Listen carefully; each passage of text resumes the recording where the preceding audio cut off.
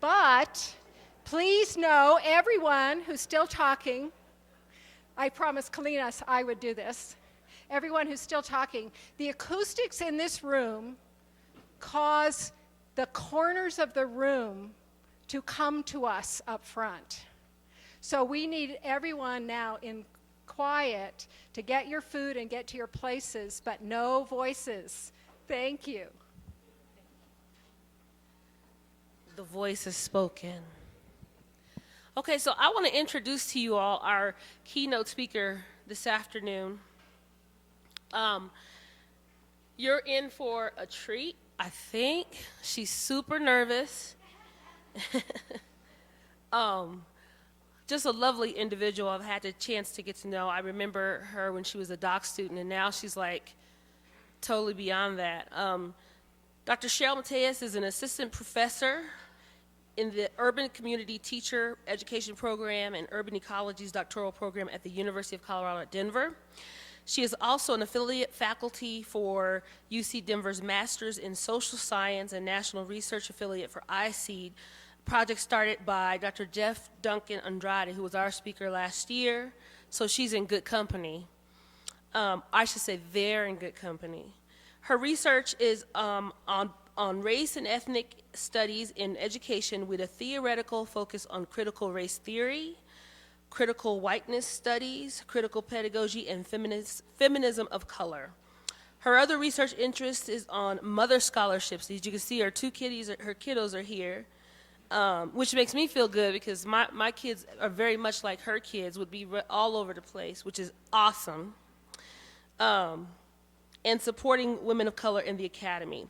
A former teacher in both South Central Los Angeles Unified School District and Bed-Stuy, New York, Department of Education, so you know she's earned her badges.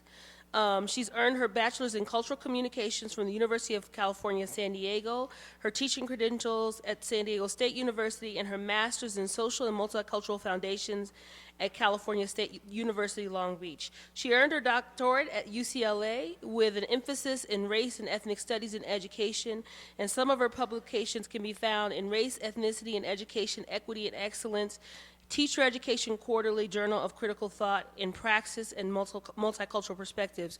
We'll also have a link back to our website that will link you to additional publications from Dr. Mateus that haven't even been, like, they're fresh off the press, so you'll be able to access those as well. She has done speaking engagements at the University of New Mexico, University of Washington, and Colorado State University on whiteness education, and mother scholarship. She is a mother scholar of six-year-old boy-girl twins, and wave to the people, yes. An avid Lakers fan and a 90s hip-hop and R&B enthusiast. So, Cheryl, are you ready? You just dated yourself. So let's welcome Cheryl to the stage.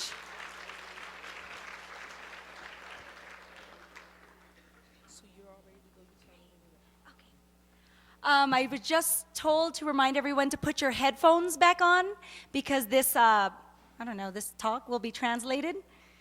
But thank you all for, can you see me? I'm so short. I'm like wearing my 6-inch today too. Well, thank you everyone. I've always wanted to do this, so I'm just gonna do it because I have the mic. When I say hey, you say ho, hey, hey. Oh, it works at the clubs. It should work on education, right? I always tell my teacher candidates at the University of Colorado, Denver, that teaching is very much like a DJ. You just gotta keep the party going. So with that, I just wanna say good afternoon, everyone. So how's everyone doing so far? Are you feeling Toka? You feeling it?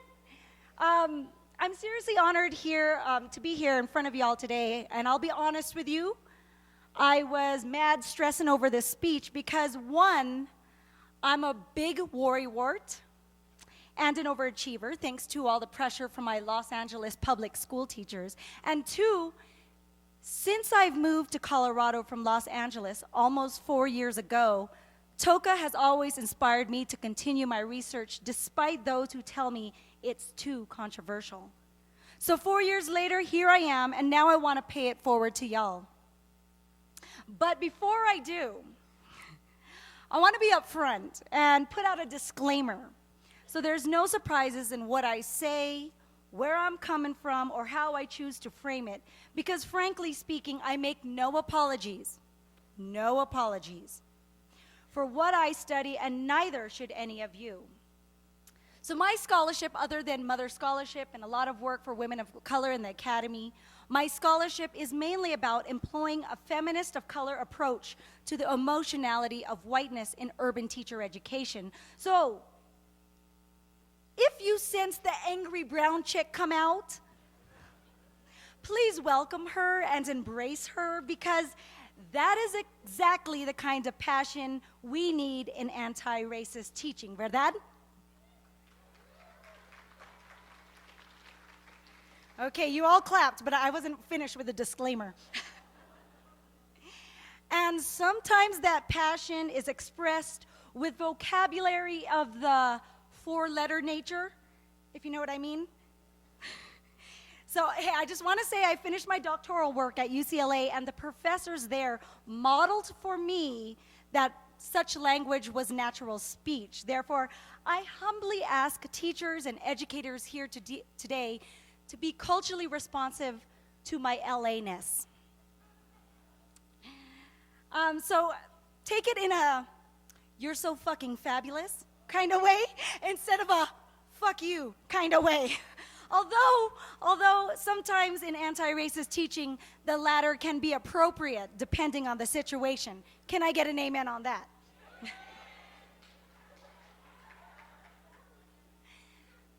And I prepped my children, just so you know. It's all in context. So for real, it feels fucking amazing to be able to share some innovative, off-the-chain pedagogical practices for transformative education. And since we are sharing some pedagogical practices, I figure I'll take a moment to share one of mine. Oftentimes when I'm teaching my mostly white, middle-class female teacher candidates about race, they are so afraid to even say the word, as if it's some kind of speech impediment similar to saying Lord Voldemort aloud in the Harry Potter series. In fact, recently I did a talk at the University of New Mexico about the need to engage race in teacher education. After the talk, a white female who identified herself as a teacher candidate at UNM stood up in the audience and said, "This thing about culture." I stopped her and said, "Say the word race." She started again and said, "Okay, this thing about culture." So I stopped her again and said, "You must say the word race." Instantly, she started crying in front of the audience and screamed, "I can't say race!" My reaction was, okay. Let's be real. How are you going to say you believe in equity and social justice if you can't even say the word race, let alone have enough emotional ovaries to learn about it? So, if this happens to you, pedagogically try this and let me know how it works.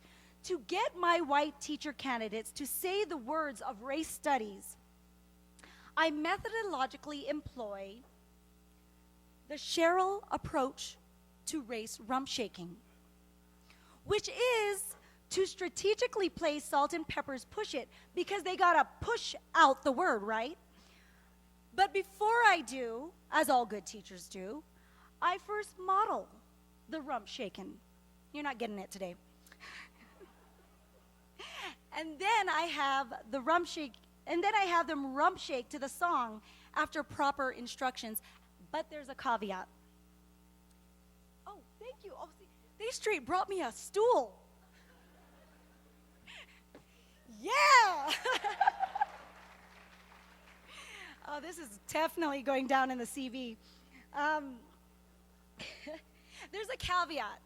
They must sing the words race, racism, white supremacy, and whiteness while rump shaking to salt and peppers push it. What do you think about that? What do you think about that? Is it that scary anymore? Can we see it? Kalinas, where you at? I would like everyone to stand up.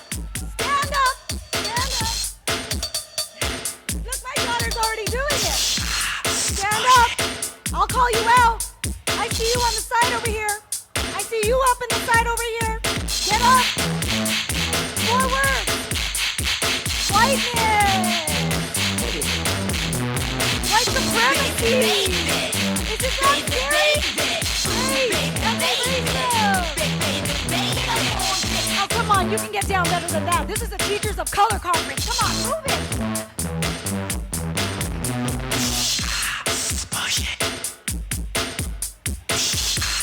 Well, why aren't you dancing?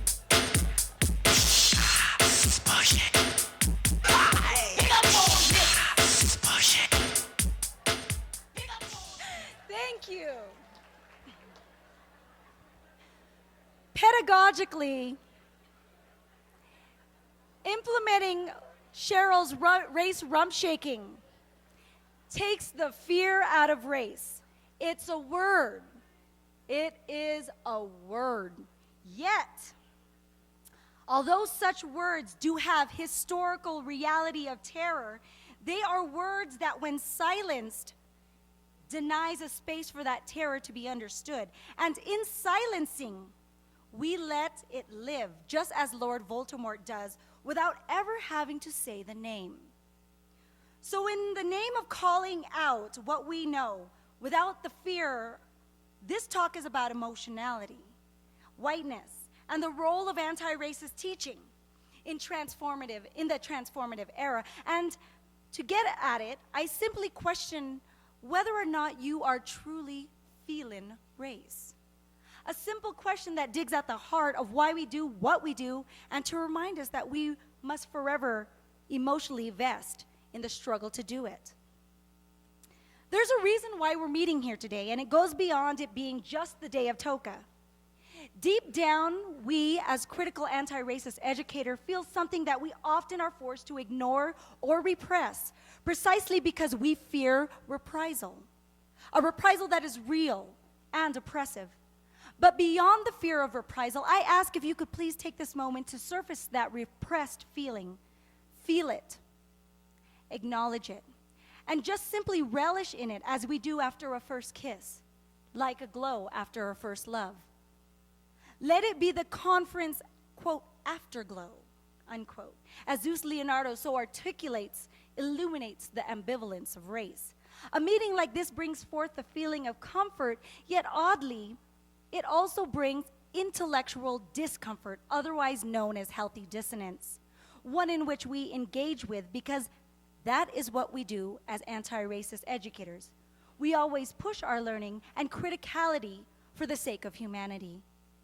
For me, and I acknowledge others in this room, Toka is like freedom without the constant pressure of racial surveillance.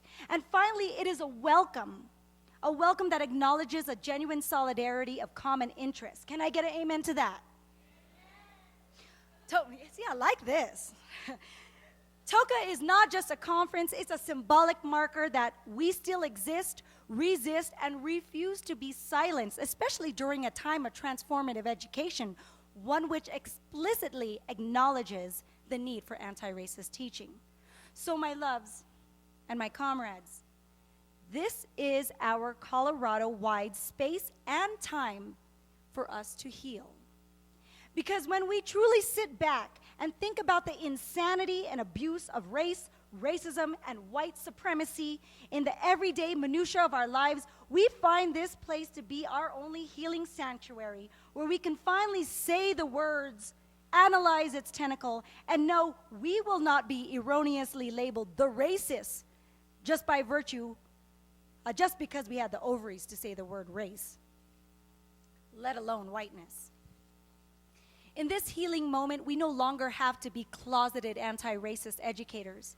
I say that of myself because we know all too well the atrocities we face when we openly attack white supremacy in our daily lives. We know the ostracism, and we feel the loneliness. Metaphorically, although a sighted person in a blind society may be queen, she is still left to her own vision, lonely to be ever shared with others who cannot see, and I argue, choose not to see. The loneliness and ostracism for people of color is different. It is like tiptoeing around a form of what I call white neurosis. And I say neurosis particularly because colorblind racism and exertions of whiteness can be so freaking neurotic. 1 minute, it's, I don't see race. The next minute, it's, my best friend is black. Or racism is gone because we have Oprah, Obama, and Kobe Bryant. Then I ask, how the heck did you see all those black folks if you don't see race? Or how about this? It's the mantra of, we are all the same. Then in the same breath, argue urban students of color need saving. Well then, don't white students need saving if we are all the same? If we are all the same, why is it when a woman of color calls out racism, it's less heard, less accepted, and raises more defense mechanisms than when Tim Weiss says it? Even more neurosis is manifested when one simply mentions the need for diversity in schools or in the teaching force. And then someone defensively responds by shouting, well, I'm not a racist, but hiring a person of color is reverse discrimination. Huh? How is it reverse discrimination if 80% of the teaching force is still white? If you're not convinced it can be so neurotic, how about this? When one simply tries to talk about race, the colorblind racist starts pounding on the table, crying, I'm not a racist, and never owned slaves, and projecting their racial angst onto people of color by saying, why are you trying to make me feel bad and make me feel guilty? Instead of ever taking a moment to ask himself, why is it that I feel so guilty? Could it possibly be that he always knew about race but chose to repress the reality to feign colorblindness? This projection is what people of color are forced to fear. It is like an aggressive white lynch mob mentality that will, as Gloria Ladson-Billing argues, psychoculturally assault those who dare challenge one's professed colorblindness. In fact, unlike Gloria's argument, it's not only psychocultural, it's fatal. Need I remind us about the life and death of Trayvon Martin, Oscar Grant, and Jarvis Carter? In her book, Killing Rage, Bell Hooks calls this terror so understood in the collective black imagination, the same terror she felt when white salesmen used to enter her home to sell products. For she couldn't decipher between the unofficial white men who burned crosses on her yard from the safe salesmen. This is a terror we must all admit is understood by all people. Thus, people of color are left to be in a state of utter racial cray-cray. Right? Otherwise known as utter state of craziness, when they are forced to suppress racial reality for fear of attack by those who are inoculated in whiteness. And for their courage to live their daily lives as marked bodies, I want to take this moment to say thank you to the people of color in this room and beyond, for they have endured the burden of race every day in the color of their skin, the shape of their eyes, the texture of their hair, and the language that we speak, and most of all, get no recognition or medal for doing so. This reprisal, attack, lynch mob mentality, or repressed violence is described in Leonardo and Porter's Fanonian analysis of interracial dialogues, whereby they demand that a humanizing violence must ensue for colorblind whites to be real with race. This humanizing violence is exemplified in the Lee Moon-Hwa documentary Color of Fear.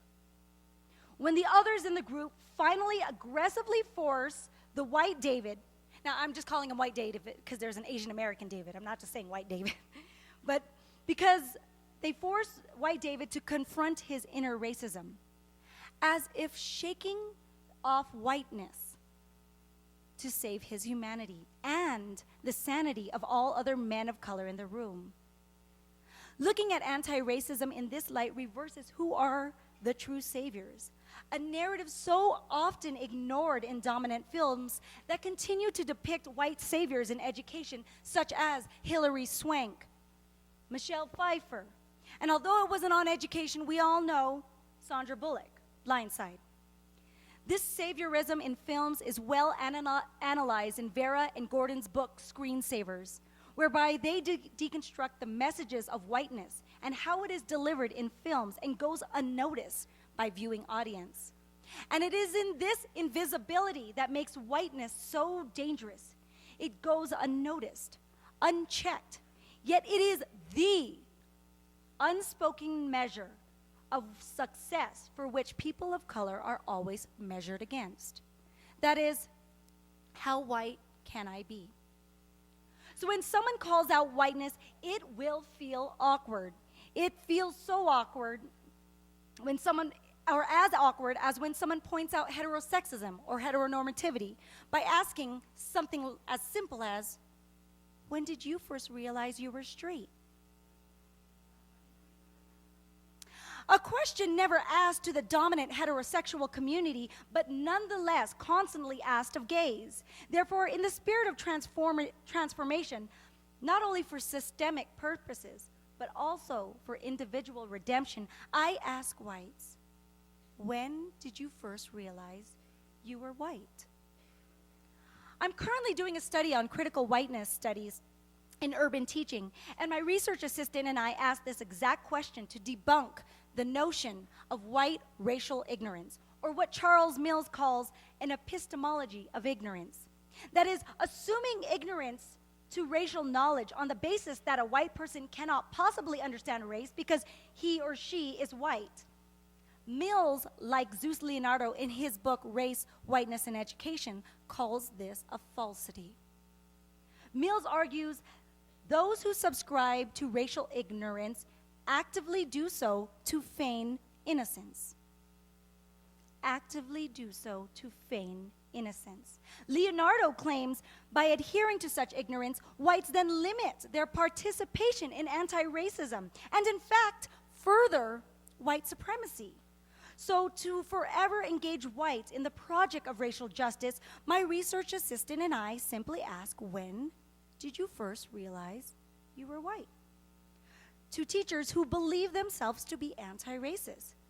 Since my participants are emotionally committed to anti-racist teaching, they are willing to emotionally unveil traumatic experiences with race without projecting it onto people of color.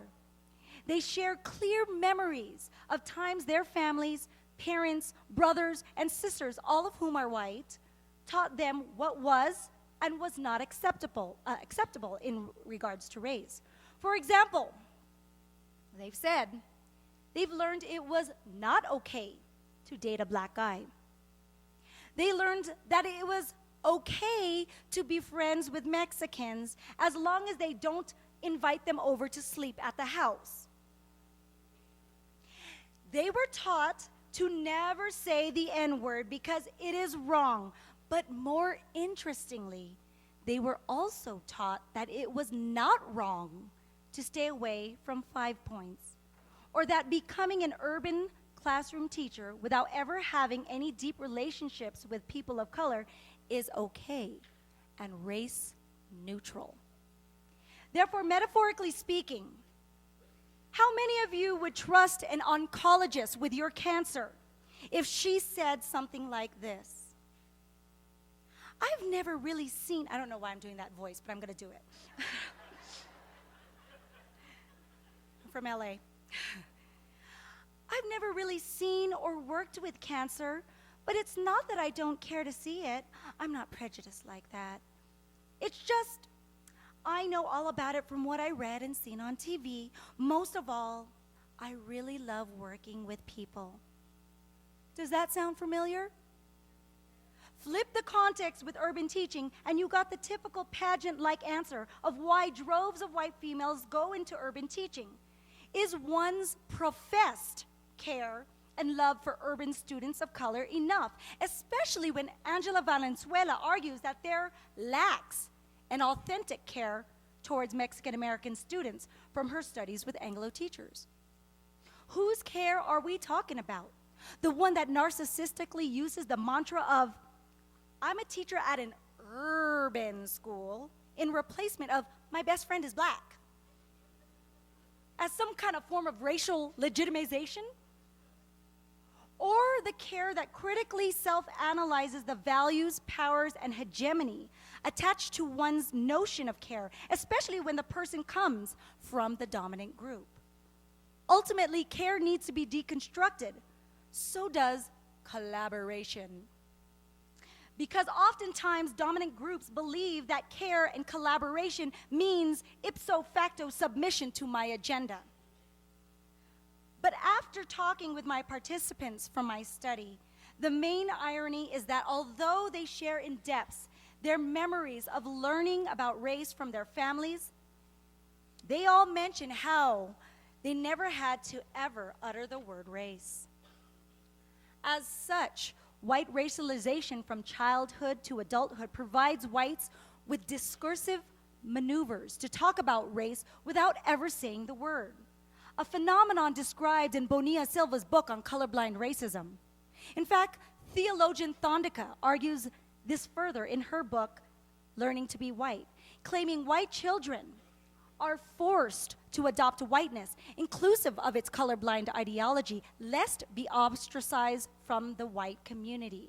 But I'll discuss this more below.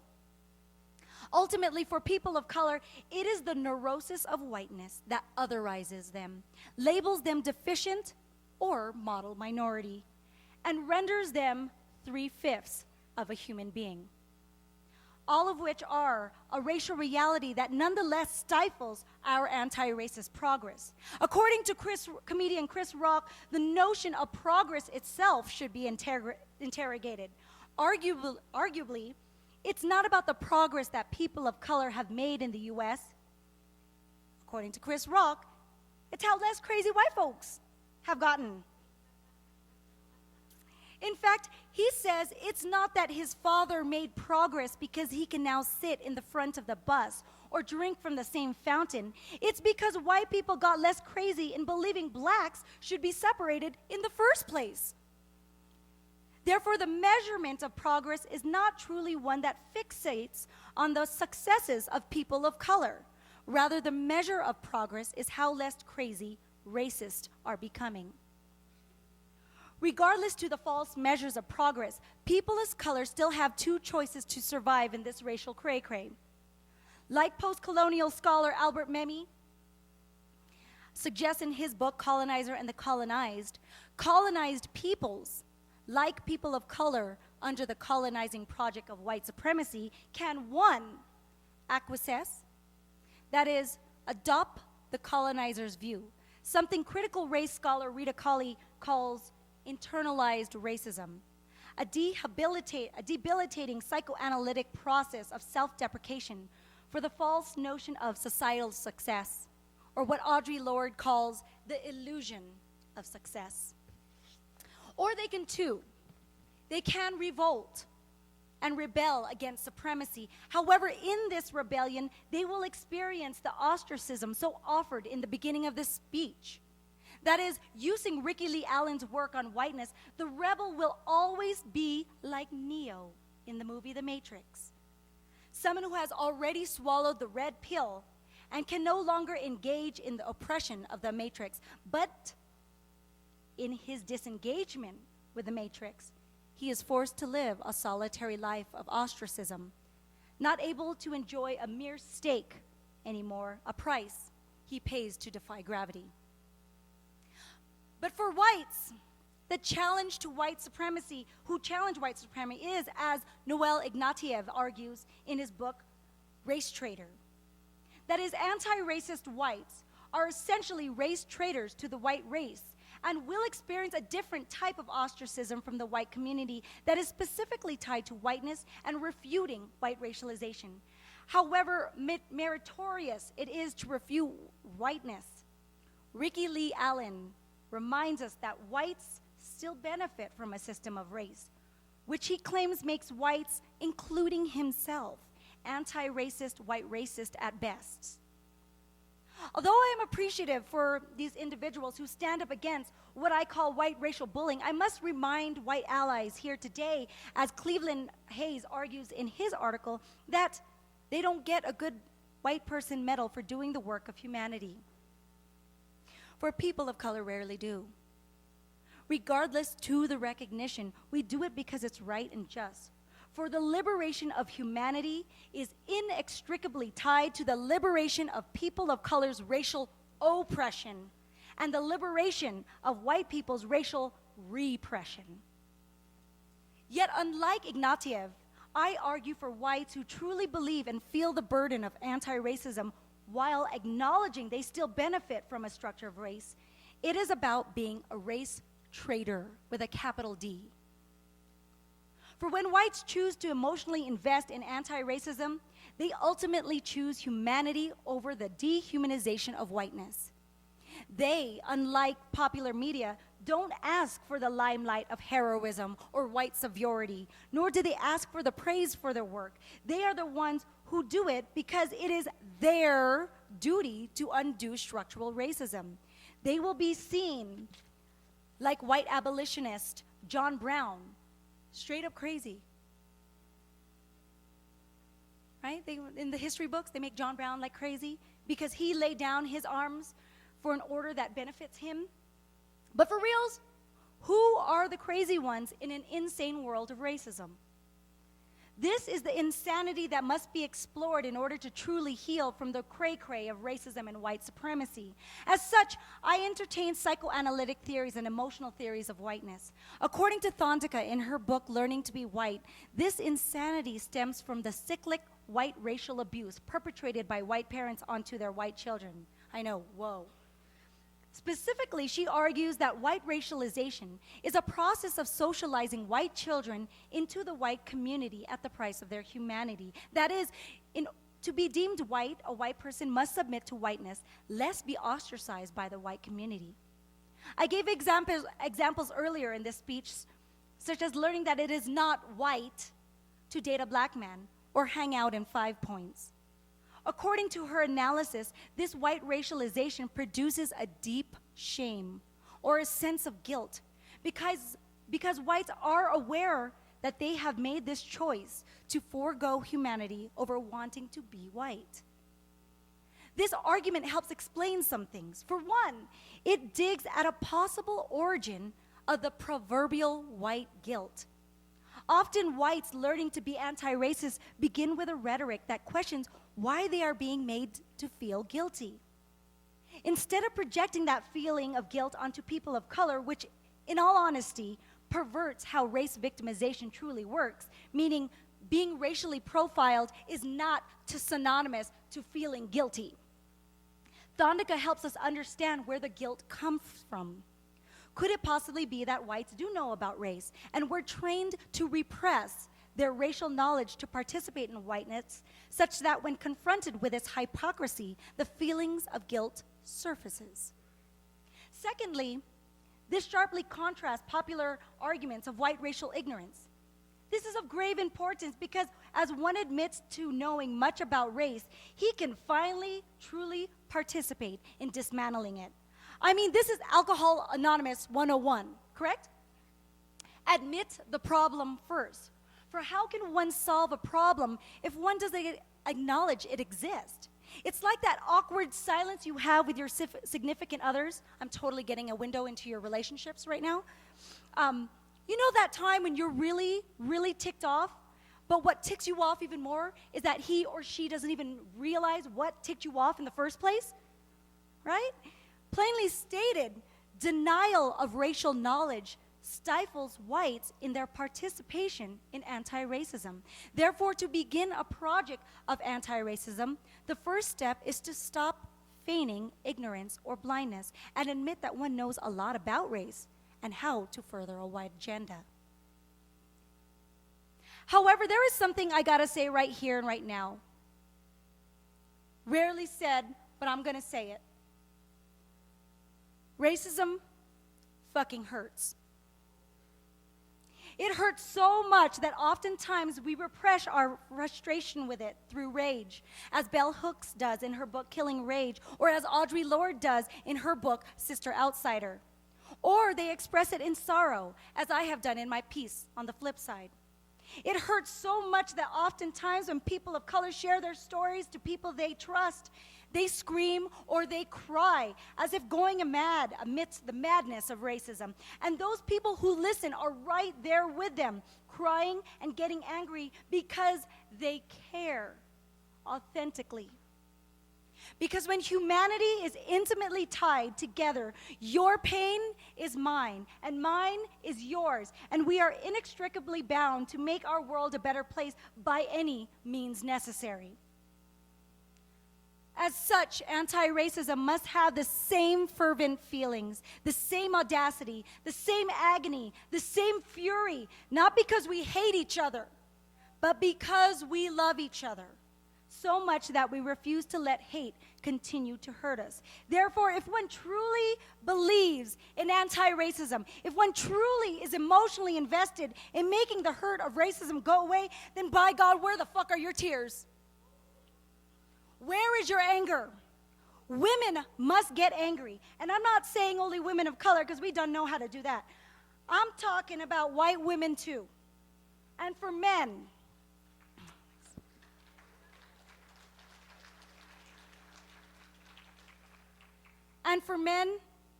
y'all got to stop repressing your feelings of sadness and learn how to cry.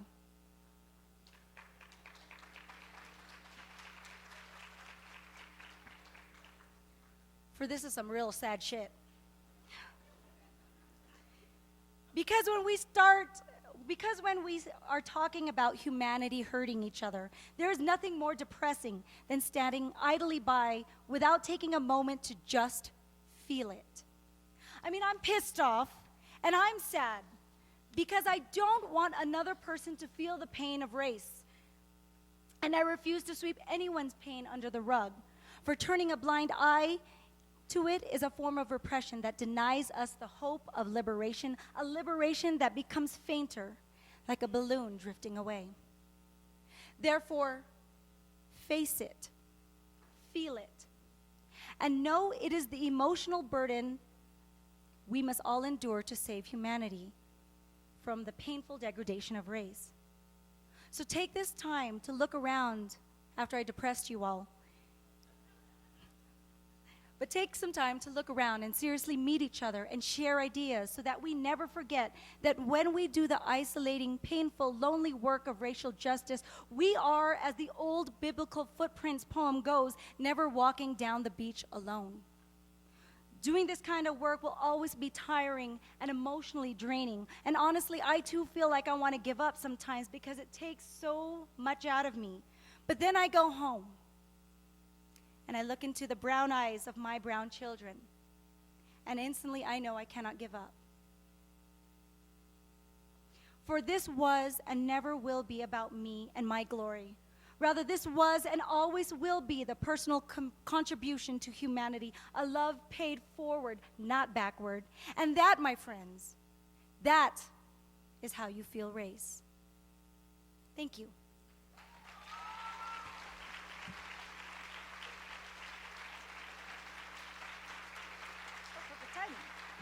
Oh, thank you. Totally gonna take a picture of this. I'm so hood rat.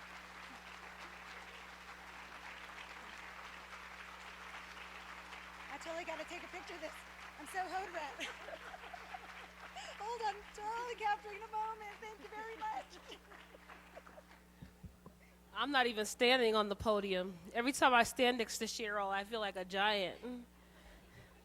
Thank you, Cheryl, for your work. And I echo your sentiments that we do this for the kids, right? It's not about us. It's about our children. So thank you for that.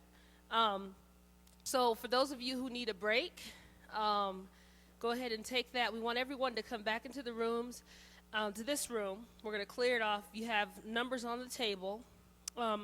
We would prefer that you sit with people that you don't know, okay? People that you don't engage with on a daily basis. So yes, this means, I don't know, you could sing a song, I guess. I don't know. I've been out of the classroom a little bit, so I don't know how to mix it up. But come on back in, take a little break, mix it up, sit at the tables with people you don't know. Let's take about 5 minutes, and then we'll move into our next place. How many of you all have cell phones? Everybody have a cell phone or access to one? Okay, because we're going to be doing some live polling and live conversations. So get ready for that too. 5 minutes.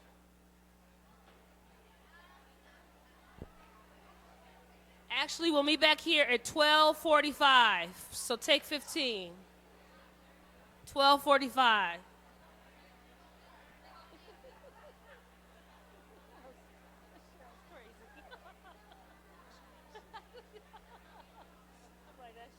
There she goes. Okay, so I got this for you. Now, I created another poll because for whatever reason your poll wasn't coming up. I wasn't logged in. Oh, okay, so I got this. You're in now? Yeah.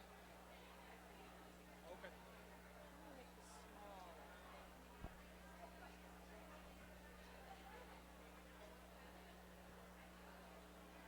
So you know what? You're gonna have to explain how to do this too because it took me a minute to get it. So yeah, you just, You text. that's the address, and that's what you text in front of the message. Okay, so yeah, let people know because I was like, you know,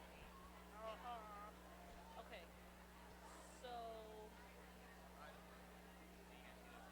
Oh, thanks. It's not moving. Yeah, I didn't want to.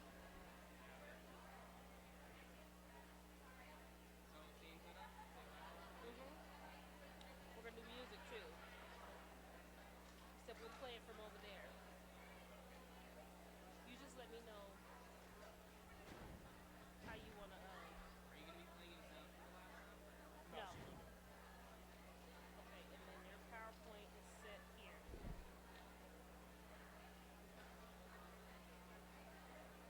He froze. Don't unfreeze it. Don't unfreeze it. Hold on. Take it back. Make that and then now. He freeze on this screen. All right, good. I'm gonna. Yep, I will do that right now. You're welcome. No worries. she's hilarious. She's awesome. Oh yeah, the level of candid and I honesty. don't want to. Is there a mic? Yeah. Yeah. Can I have? No, I want to. Yeah. Because you know what? Really, that's what we do. Man, I can't tell you the number of times I wanted to cuss people out. Yeah. Yeah. I mean, and people, you come here, you don't come here not ready to vet your, you don't come here with that. You come ready to vet your stuff. So if you're not ready, then you should probably find another profession. And all these people are teaching brown and black children.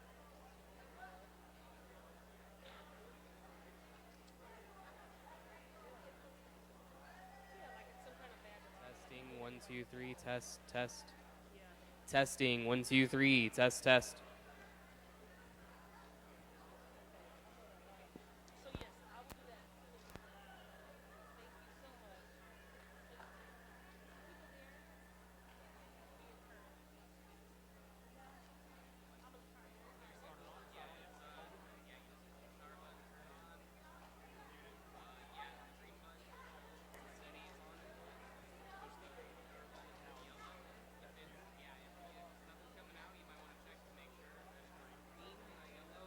Check 1 2.